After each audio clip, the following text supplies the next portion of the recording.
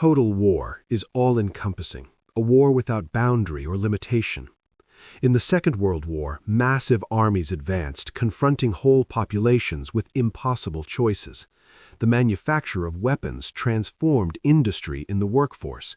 Area bombing campaigns reduced cities to rubble. Sieges doomed populations to starvation. Racial policies sponsored campaigns of genocide.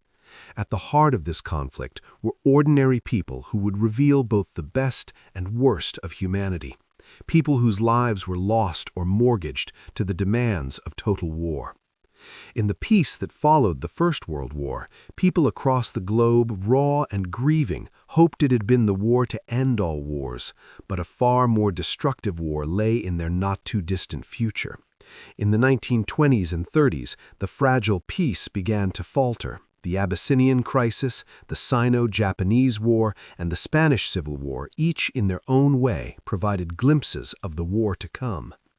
The nature of war had been shifting from limited warfare towards total war for many years. Military scholars and philosophers sought a way to describe this new kind of warfare. In the 1820s, the influential Prussian general and military scholar Karl von Clausewitz developed his concept of absolute war, and in his mind, an absolute war was a war where there was an unlimited political objective, the entire destruction of the enemy state if necessary, the total eradication of their independence. Von Clausewitz thought absolute war was unlikely. He thought the strain it would place in societies would cause them to collapse, but of course he had not foreseen the development of enormous nation-states by the turn of the 20th century. Von Clausewitz's theory of absolute war anticipated some of the realities of war almost a century after he wrote it. But when the First World War introduced the world to warfare dominated by the industrial strength of the combatants, it was far more destructive than anything von Clausewitz could have imagined. This ale is like nothing we've ever seen before in war, and so are the casualties that follow. But it's more than just the armies. It's about how economies are mobilized. For the first time, you have major command economies in Europe where the government directs the production to support the war effort. There's a huge change in how society approaches the creation of economic wealth. General Erich Ludendorff, nominally German first quartermaster general and effectively overall commander, dubbed the new kind of conflict total war. It was the First World War that alerted Ludendorff and others to the possibilities of total war, but it was the Second World War that would demonstrate its catastrophic potential. The Second World War fits the idea of a total even more so than the First. Whereas in the First World War, the states, although well-developed and able to put millions into the field, lacked certain features that the Second World War states have. In the Second World War, you have clearly totalitarian states, Nazi Germany, Soviet Russia, even Imperial Japan, who can mobilize their populations on a level never seen before. Total war encompassed different dimensions. Elements of total war were to do with the level of technology and destruction that was deployed in military action. Others was to do with the way in which civilians were exposed to violence. And different countries engaged in different aspects of that total war to different extents. Exposure to the different aspects of total war would depend on time and place. Origins of total war. When the war ended, the cities of the United States were intact. Those of Germany in ruins. Both Germany and Australia were combatants, but the degree to which those living in each country experienced total war varied immensely. The citizens of Dresden saw their city destroyed. The people of Melbourne were untouched. The extent to which war dominated the economies of each country committed to the war effort also varied. Germany, for example, actually didn't mobilize its economy very effectively in a total way until relatively late in the war. Britain started that process much earlier. The most complete mobilization of the home front was in the Soviet Union, where the true nature of total war was made clear by the German invasion. It was a struggle for existence, and a society had to go all in right from the beginning. If you endorse the notion of total war, you are breaking down restrictions on the kind of means that can be used to achieve a victory. I think total war has several key features. It is a war that is seen as an existential struggle. The nations that are involved see it as a question of survival or annihilation. Any methods that are needed to win that struggle are considered to be legitimate. Total war did not emerge spontaneously. It evolved through the conflicts of the years between the wars, which included and gathered together elements of total war. With each conflict, people across the world became accustomed to, perhaps desensitized to, the unrestrained violence of total war. When the Second World War went global in 1941, millions of people would become embroiled in the struggle for total victory or total defeat. The origins of the commitment to total war and total defeat can be traced back to the armistice of 1918. The First World War ended on November 11, 1918, at least in the West, but in fact fighting went on longer in the East, and I think that's something we should always remember. What happened then is that the leaders of the victorious Allies had to meet and had to decide how to deal with what was a catastrophic situation in Europe. The Treaty of Versailles. In 1919, Europe was chaotic. The great continental empires that had, for better or for worse, ruled over Europe, Habsburg, Hohenzollern, Romanov, Ottoman, were gone. The aftermath of the Great War had left parts of Europe starving. It had globalized and industrialized warfare on a scale never seen before. And then at Versailles, leaders from nearly 30 nations came together to establish the terms of the peace. I think there was very much in their minds of those who went to the Paris Peace Conference in 1919 was to try and avert another catastrophe like the one they'd just come through. The peace at the end of the First World War was in many ways an illusion. The Treaty of Versailles, signed on the 28th of June 1919, was one of 5 treaties formulated in the Paris Peace Conference. The terms of the treaty were seen as unnecessarily harsh. The war guilt clause, which placed the blame for the war squarely at German feet, had numerous toxic consequences.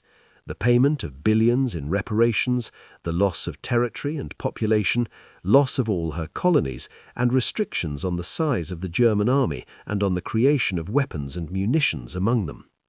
Versailles left a legacy of resentment in Germany that was to prove disastrously fertile. It was surprising how many people during the making of the Treaty of Versailles were looking forward and saying, well, the Germans they're going to be vengeful, there is going to be a new war in due course. Shocked by the severity of the terms, many Germans believed its punitive measures were unfair. The treaty became widely known as the Diktat. Another legacy of the loss that would have far-reaching consequences for the mobilization of the population for total war and later insistence on total unconditional surrender was the Dulcis Legenda, or stabbed-in-the-back legend. The stab-in-the-back myth was a belief that Germany had never actually been defeated in the First World War, that her armies were still in the field and hadn't been overthrown by the Allied armies, and that it was only those people at home, the socialists, the Jews, the elements who were effectively against the state, who had brought Germany to a situation where they were forced to negotiate a peace. This was a myth, but it was a very convenient myth, and this played out in a very powerful way in the rise of the right in the 1920s and 30s. The rise of the right. Hitler and the Nazi Party capitalized on rising resentment. The abolition of the treaty was a key platform for the party. Hitler also vowed to create Lebensraum, living space for the German people. Land lost in the treaty would be regained and more added. The ideological concept that Germany needed to expand its territory to thrive was not new when Hitler wrote about it in Mein Kampf. It's actually turn of the century, even late 19th century thinking about empires, and this idea that the future belongs to those powers that have the great spaces, the mass populations, and the industrial resources at hand. But Hitler's belief that Germany's destiny lay in expanding its territory to the east could only be done through conquest. The implications of the Treaty of Versailles on Germany in the 1920s and 1930s are clear. But the Paris Peace Conference also had broader global implications, one of which was the formation of the League of Nations. The League of Nations. The idea of collective security was thought to offer protection against war, a measure of protection against the possibility of another great war. The League was the brainchild of U.S. President Woodrow Wilson, and he petitioned for its inclusion in the Treaty of Versailles. Woodrow Wilson put a great deal of faith in the League of Nations. He felt it would provide a way of settling disputes, of nations of the world working together and also providing collective security so that an attack on one member of the League of Nations would be seen as an attack on them all. And it was a very idealistic type of international institution, but I think there was strong support for it at the time. The League was established on the 10th of January 1920. Despite popular support and President Wilson's enthusiasm for the League, opposition in Congress from those who did not want America embroiled in another European crisis meant that the United States never joined. Now, if the United States had joined the League of Nations, we'll never know, but the history of the 1920s and 1930s might have been a bit different. The League's ability to enforce collective security was tested repeatedly during the interwar years. One of the greatest tests it faced was Japan's invasion of Manchuria. The Eurocentric view of the Second World War is that it began in 1939, but war was being fought in the East long before Hitler invaded Poland. The invasion of Manchuria in 1931 was perhaps the first step on the long road to World War II. Zara Steiner, the great historian at Cambridge, calls the period from 1929 to 1933 the hinge years. These are the years that make things different. The Japanese military move into Manchuria in 1931 in defiance of orders from their own civilian government. And the civilians are increasingly helpless to stop the Japanese militarists. Japan had a presence in Manchuria from the early 20th century, when victory in the Russo-Japanese War had secured for Japan control of the Liaodong Peninsula and with it the South Manchurian Railway. Neutrality of the area was also important to Japan to serve as protection for their colonial interests in Korea, which Japan had formally annexed in 1910. The Manchurian incident began with an explosion along a section of the South Manchurian Railway on the night of September 18, 1931. The explosion was created as a pretext for invasion by officers of the Japanese Quantum Army, acting independently from the authority of the government in Tokyo. It had been planned by two relatively junior officers, but within the space of about 5 to 10 days, they managed to occupy large parts of a region that is about the size of France and Germany combined. So this was really one of the most daring military actions that has been seen really in the 20th century. Now, many people asked, why didn't the international structures, why didn't the international community do more at that time? Why didn't the Americans take action, or the British, or the League of Nations? Lack of food is causing great starvation, and relief agencies give aid as best they can. Chiang Kai-shek, head of the nationalist government in China, offered limited resistance, believing the League of Nations would resolve the conflict. May I, for a few moments, recall to your mind the history of the present crisis? We do appeal to you. The investigation labeled Japan the aggressor, but the international community was not inclined to become actively involved. All of Europe's great countries had gone through a deeply traumatic and terrifying experience with war on their doorstep. The likelihood that they would threaten or go to war for a very far-off country in East Asia, which they didn't regard as a serious ally, was something that I think at the time few politicians would have ventured. Japan rejected the League's censure and refused to return Manchuria to China. Japan, however, find it impossible to accept the report adopted by the Assembly. In March 1933, Japan abandoned the League, clearly undermining its capacity for enforcing collective security. And there is an international kind of almost applause of what Japan is doing. We look at international magazines, both British and Japanese, that deal with the idea of imperial development or colonialism. There's constant British discussion of the excellent impact that Japan is having in East Asia. Manchuria, or Manchukuo as it was renamed by the Japanese who set up a puppet regime under China's last emperor, remained in Japanese hands until Japan's defeat in 1945. The invasion of Manchuria showed Japan and other aggressive nations that there would be minimal consequences for violating the League's rules. And that was dangerous because Japan was not the only nation intent on expanding her borders in the 1930s. Italy invades Ethiopia. In October 1935, Italy invades Ethiopia and insists on doing it in a dramatically fascist fashion, with a massive army and with the use of massively superior air force. The Italian invasion of Ethiopia, then known as Abyssinia, fulfilled what Benito Mussolini referred to as natural expansion. Il Duce believed Italy should be an imperial power, and colonization of the independent Ethiopia offered a chance to build his empire. It also offered agricultural land in the country's fertile cotton-growing regions. It's possible, I think, to argue that when Mussolini decided to invade Abyssinia, Ethiopia, and conquer it as part of the Italian Empire, and the other powers failed to stop him, that this is a turning point. That once that's happened, you're on the march now to Japanese aggression, to German aggression, and so on, and you're on the march for the Second World War. The pretext for the invasion was an incident at Wal Wal in December 1934, when Somalis serving Mussolini fired on the Ethiopians. The Ethiopians returned fire, and this was Mussolini's casus belli for mobilizing his troops. Standing on a Roman balcony, Mussolini announced the invasion of Ethiopia on the 2nd of October 1935. To our soldiers in East Africa who are about to start fighting, he sends a message, and Italy and the world knew that meant war. Italy uses poison gas in Ethiopia. In Ethiopia, civilians quickly became targets. They were terrorized on the ground as well as from aerial bombardments, which began within days of the opening of hostilities. Worse was to come. On December 26, 1935, Mussolini agreed to the use of poison gas. Before the year was out, villagers had been drenched with mustard gas. Women and children, the frail and aged, were intentionally targeted. Their skin burned, livestock killed, and water supplies poisoned. Mussolini denied using gas against civilians.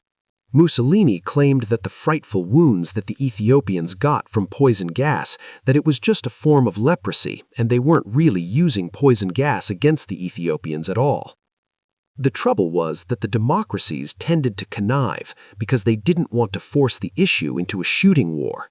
In fact, we had retrieved from Ethiopia a canister of poison gas marked in Italian.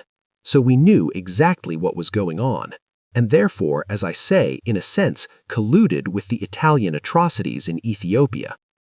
The more widespread use of gas against civilians in Ethiopia demonstrated that the moral boundaries protecting non-combatants were being obliterated. Unrestrained violence against civilians was becoming normalized. Civilians were fair game as part of military tactics and is the capital for callous retribution. And so, in a way, it's the Ethiopian War, I think, that turns Mussolini into a bad dictator, when lots of people in 1932 would have still thought, oh well, for Italians at least, he's a rather good dictator. In Addis Ababa, in February 1937, Italian army and fascist paramilitary forces rampaged through the city in retribution for an attempt on the life of the fascist Governor-General Rodolfo Graziani, which then produces a typical assault on the main sort of repository of Ethiopian history at a monastery called Debre Libanos, where the Italians destroy the monastery, kill the monks, and burn the history. It's a classic example of Europeans saying, well, blacks can't have history, only Europeans have history, so bad luck. At home, Mussolini worked to mobilize the Italian economy for his war of civilization and liberation. One campaign called for wives to donate their wedding rings to the war effort. Many enthusiastically did. Queen Elena made a ceremony of donating her ring. Queen Eleanor inaugurates Italy's wedding ring day and exhorts the women of Italy to sacrifice their rings for the fatherland. Mussolini recognized that the need to mobilize the economy and win the support of the population at home were key elements of modern war. But Italy was far from being an industrial power of the first rank, and the mobilization of resources for the Abyssinian adventure and for involvement in the Spanish Civil War fatally undermined Mussolini's capacity to fight a total war in alliance with Hitler's Reich. The League of Nations condemned the Italian invasion, but sanctions failed to make any real difference. The import of mules and camels was banned, but not cars and lorries. France and Britain tried to negotiate a plan with Ethiopia and Italy that would cede 2/3 of Ethiopia to Italy, but both parties rejected it.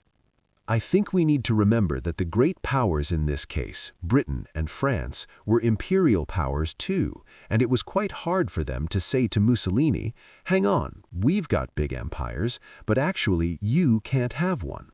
And they tried to stitch a deal with him so he would have influence in the Abyssinian bits of territory and so on, because they were quite used to carving out parts of Africa in their own interest. The Abyssinia crisis, following Japan's invasion of Manchuria, further undermined collective security and the credibility of the League. When the Emperor Haile Selassie abandoned Ethiopia, he sought and was reluctantly granted asylum in London. He made an appearance at the League of Nations and was greeted by jeering Italian press and others who turned their backs in protest at his appearance. Finally, when the scene settled, he told those assembled, "You abandoned us to Italy." This, he asserted, was a terrible precedent of bowing before force and a foreshadowing of things to come. "It is us today," he told the League. "It will be you tomorrow." I think we're so focused on Hitler in 1930 is the impact he had on other politicians that we forget, I think, that Mussolini was for many years a much more important figure. He was a fascist dictator for 11 years before he came to power. He was generally viewed in 1920s, 1930s as a serious politician, also a serious threat in some way. In May 1936, Mussolini announced victory to jubilant Italian crowds. Italy had destroyed primitive villages and intentionally targeted civilians with bombs and gas. It used war to expand its territory, draw on the agricultural resources of occupied land, and mobilize its own economy to support the war effort. Europe watched. The Spanish Civil War. As Mussolini was declaring victory in Abyssinia, Spain was falling into a brutal civil war that would profoundly affect the lives of civilians and prepare the path towards total war. The conflict, which grew from a failed military coup, was a complex struggle between centralism and regionalism, nationalism and republicanism, left and right authoritarian and libertarian viewpoints. It tore the country apart. What we can say in terms of the Spanish War and the international context is the Spanish Civil War was absolutely in its origins a Spanish war, a narrow domestic conflict, and that held good both for the origins and for maybe the first 2 weeks of the Civil War, and thereafter Spain became a battlefield in an international war. Italy and Germany supported the nationalists, the Republicans found support in the Soviet Union, and both sides attracted adventurers, idealists, and fanatics from all over the world, most famously on the Republican side in the form of the International Brigades.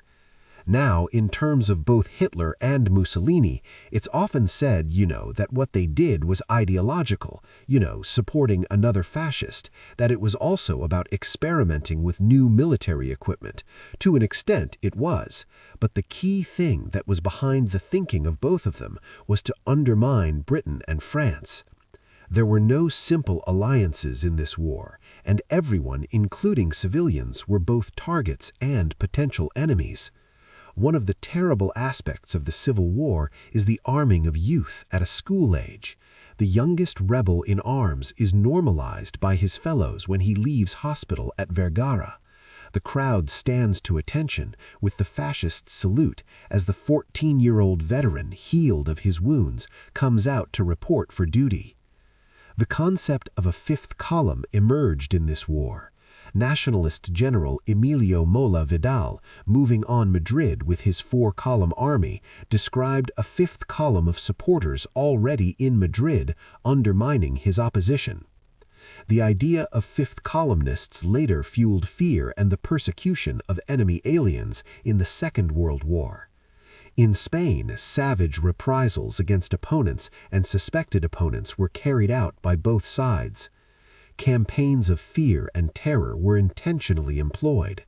Threats of rape were broadcast over the radio, and those whose families had fled were killed as nationalist forces moved through an area. Anyone perceived as having shown loyalty to the Popular Front government was in danger. Left-wing parties in Madrid set up checas, revolutionary tribunals, that held trials of assault and shot those they convicted, hanging their bodies in the street.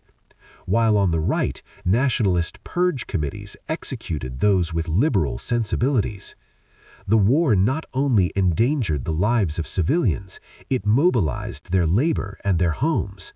The defense of Madrid involved large-scale civilian mobilization, anticipating that which would be enacted in Leningrad and other cities during the Second World War. The community prepared for war. Women and children created barricades from rocks and stones. Buildings were requisitioned. Unions formed battalions.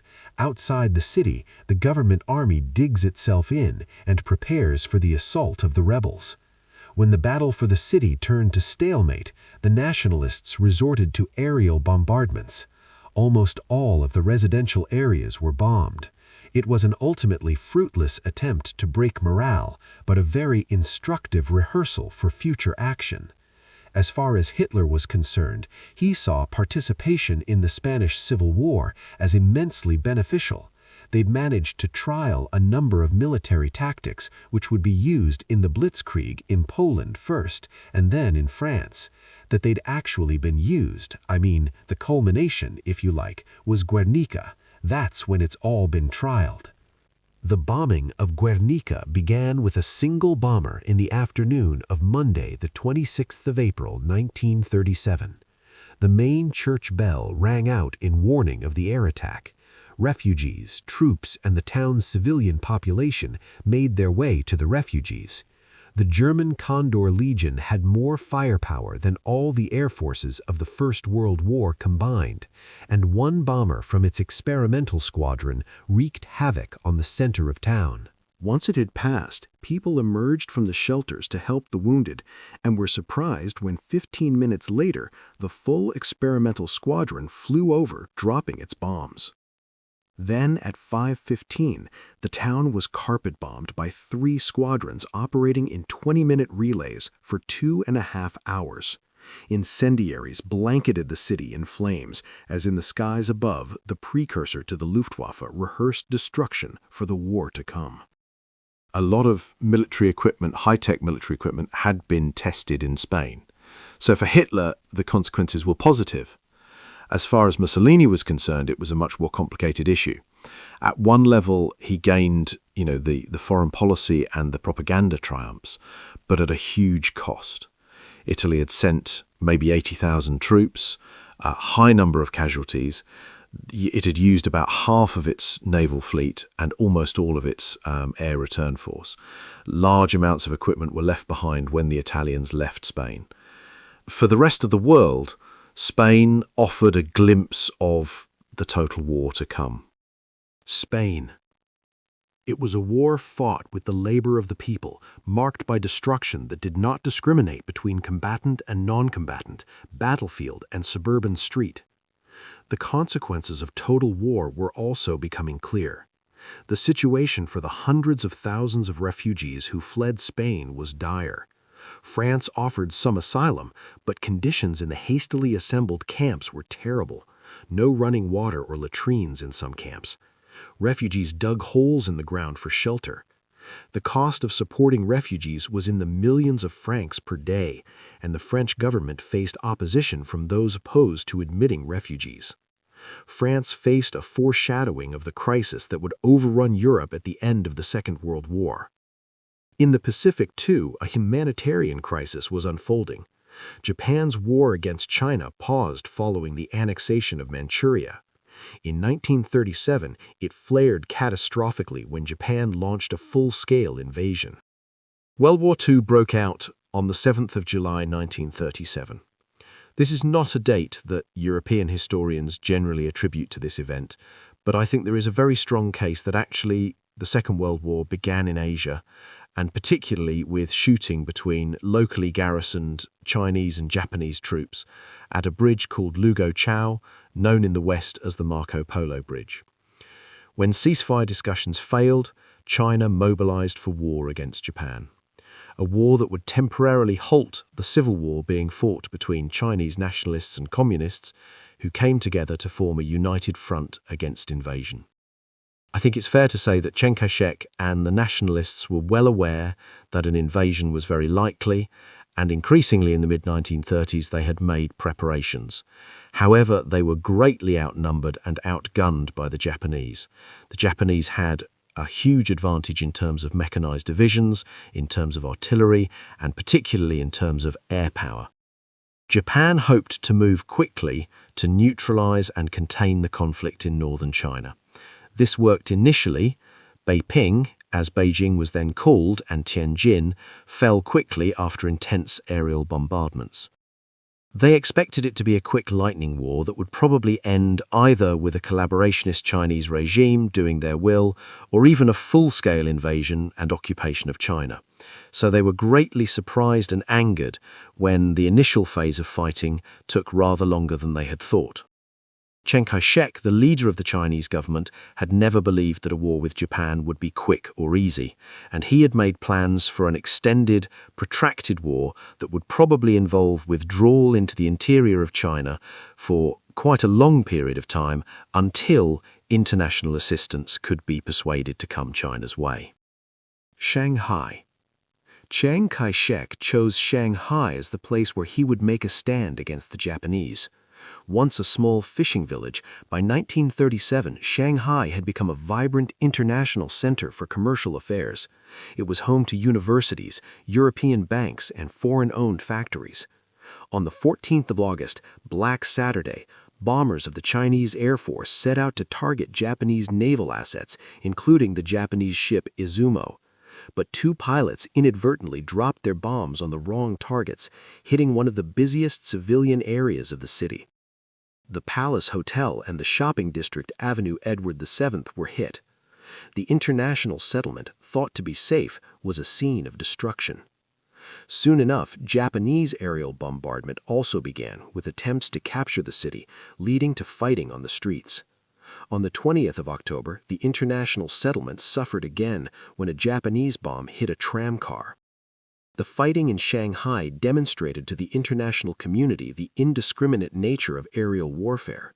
International concession areas were not specifically targeted, but nonetheless suffered casualties. Nanjing. After further fighting around Sucho Creek and following the landing of a Japanese amphibious force at Hangzhou Bay, Chiang realized his troops could not hold the city.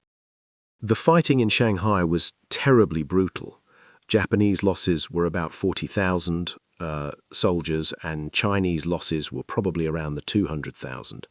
But when the Japanese landed in Hangzhou, just south of Shanghai, they broke through the lines and advanced very, very quickly towards Nanjing.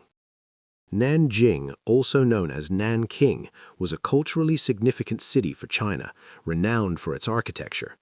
It had been China's capital under numerous empires, and in 1937 was the nationalist capital under the leadership of Chiang Kai-shek. But cultural significance would offer no protection in total war. A lot of anchor had been written by Chinese, Japanese, and Western scholars about the Nanjing massacre. Really stands out as the most egregious example of Japanese atrocities in China, of which there are many. On the 7th of December, Chiang, recognizing the inevitability of losing the city, left for the country's interior. In the days leading to its fall, panic engulfed Nanjing. Residents fled to the public buildings and colleges in the designated safety zone in anticipation of the Japanese advance. The 12th of December was a clear and relatively peaceful day. Artillery was firing, but there were no air raids. But by nightfall, the city was in flames. The Chinese defense had buckled, and the defending troops have been given orders to abandon the city. Before leaving, the troops set many buildings alight, a common practice in total war. By the time the Japanese army entered the capital, it was already burning. When Japanese troops entered, a new level of brutality and violence erupted. Getting from Shanghai to Nanjing was not particularly pleasant, so there is an argument that the brutality of war breeds further brutality and makes these actions more likely. I think it's fair to say that there was probably a breakdown in certain areas of Japanese command during the period from the first hours until the middle of January 1938. The people of Nanjing endured unrestrained violence. Homes were repeatedly invaded, women raped, men suspected of being soldiers mutilated and killed. Corpses lined the streets. Few in the city were safe. One witness wrote that up to 1,000 women and girls were assaulted in one night. I think where we are with the Nanjing massacre is, I think, where we are with many other similar events around the world, is not perhaps to look at the massacre as a whole, but to think about why would a soldier or group of soldiers commit certain actions. Because it's one thing to execute several thousand prisoners of war because you've been told to do so. It's another to go around raping women and killing children. The Japanese case. In the Japanese case, I think there's an intersection of both ideology and a certain kind of military governance. The Japanese military were immensely powerful and had incredibly racist, denigratory attitudes towards the peoples of East Asia, over which they were gradually annexing territory. Nanjing was a foretaste of the impact Japan's imperial ambitions would have on civilians in occupied territory as the war continued. It also demonstrated the influence the military had achieved over Japan's governing structures by 1937. It's important to remember Japan's wars are part of a long-run expansion of Japanese influence throughout the East Asian region. But over the course of the interwar period, as military control over Japan was increased and became more radicalized, and the willingness to give a military essentially abusive free rein over a civilian population did not seem problematic, and it didn't seem that it would threaten Japan's reputation in a modern wartime environment. In a world in which all the powers seemed willing to see war as encompassing these kind of strategies. There are no definitive casualty figures for the number of people who died in Nanjing. The scale of slaughter can only be tallied in estimates. Most scholars now would accept that between 200 and 300,000 people died. The fact is, we will never know. We simply don't have accurate records. 200 to 300,000 is the accepted figure. In Nanjing, the line between combatant and non-combatant was erased. Violence was used as a deliberate weapon of war against the civilian population, an element of total war that would soon be employed elsewhere in the Asia-Pacific region and in Europe. The Yellow River Flood. After the fall of Nanjing, the Chinese nationalists moved to Wuhan. The Japanese advance through China continued, and by June 1938, the position at Wuhan was under threat. Considering his options for defense of the temporary capital, Chiang Kai-shek made a decision that profoundly affected the people of Hunan, Anhui, and Jiangsu provinces. He ordered the Chinese nationalist armies to breach the dikes of the Yellow River. They would use water instead of soldiers to defend the city. The floods that followed have been described as perhaps the single most environmentally damaging act of warfare in world history. It wasn't possible to warn the Chinese population in advance. Chiang Kai-shek concerned that there were Japanese spies across the countryside. The flood eventually affected something like 54,000 square kilometers. It killed up to 500,000 people. With 4 to 5 million refugees created by this flood, the diversion of the river delayed the Japanese advance, but it did not defeat it. The Chinese were resolute. This impedes but doesn't stop the Japanese, who crossed the stream, tanks and all. They bought the nationalist government time to withdraw and relocate its capital to southwest China, in the city of Chongqing. Wuhan fell in October 1938. The flooding of the Yellow River shows the extent to which strategy can ignore the fate of civilians. The Sino-Japanese War previewed numerous aspects of the total war that Europe would experience. The bombing of Chongqing. As the Japanese advanced, people fled their homes in search of safety. Many fled to Chongqing, remote enough for Cheng to have made it his capital. Remote, but not safe. If we want to see a place that best represents total war in China, Chongqing is probably that place. At the beginning of the war, the Japanese targeted factories, munitions, infrastructure. They were interested primarily in weakening the ability of the Chinese to respond to their attacks. When it became apparent that China was not going to surrender, that Cheng was not going to come to the negotiating table, and the war became more protracted, Japanese tactics changed, and they embarked on the type of terror bombing that we see slightly later on in the war. The attacks on the 3rd and 4th of May 1939 marked the beginning of a campaign of terror from the air. The estimates are, throughout the whole period that Chongqing was under attack, something like 9,500 aircraft dropped over 20,000 bombs on the city, and something like 15,000 people were killed. The Japanese refined the strategy of Guernica in their strategic bombing raids, but where the bombing of Guernica lasted a day, Chongqing endured repeated attacks over a period of 2 years. Fear was amplified by incendiary bombs and delayed fuses, and it spread to Europe. In 1932, British Prime Minister Stanley Baldwin had spoken of the fear of the air, the direct threat to civilians that bombers posed. The bomber, he had famously said, will always get through. And it seemed that the experience of Madrid, of Guernica, Shanghai, and Chongqing proved Baldwin right. War in China. When people look today at newsreel footage or photographs of the war in China in its first 2 or 3 years, 1937 to 1939, I think what might strike them is not so much the strangeness, but their familiarity. The city of Chongqing, the temporary capital of China, being bombed. The digging of trenches in the streets of Shanghai during the desperate battle for that city. The sending of refugees from the vulnerable cities to the interior. The eerie thing is these things were happening in China before they happened in the West. And therefore, when we think about the experience that we associate with the war in the West, even something as iconic as the Blitz in London, we should remember that those experiences were not just shared in China, but often the Chinese were there first. When the Second World War broke out in Europe, many aspects of total war were already familiar. The Abyssinia crisis, the Spanish Civil War, and the Sino-Japanese War had each acted as portents of the total war to come. The world had borne witness to terror bombing campaigns, unrestrained violence against civilians, to incalculable numbers of refugees displaced by war. Borne witness, and if it had not exactly shrugged its shoulders, it had resigned itself to one fact. This is what war now meant. As the 1930s wore on and the inability of the League of Nations to maintain collective security became clear, hopes for a lasting peace disintegrated. Mussolini took power. Stalin took power. Spain erupted. Hitler and the Nazi Party rose to power, and Japan's imperial intentions became increasingly clear. Economies and populations across the globe began to mobilize for a war that the years between the wars had shown would be decided on the battlefield and at sea, and in the cities, and in the factories, and down the mines, and in the homes, and classrooms, and on the streets, and on the farms. It would be total war.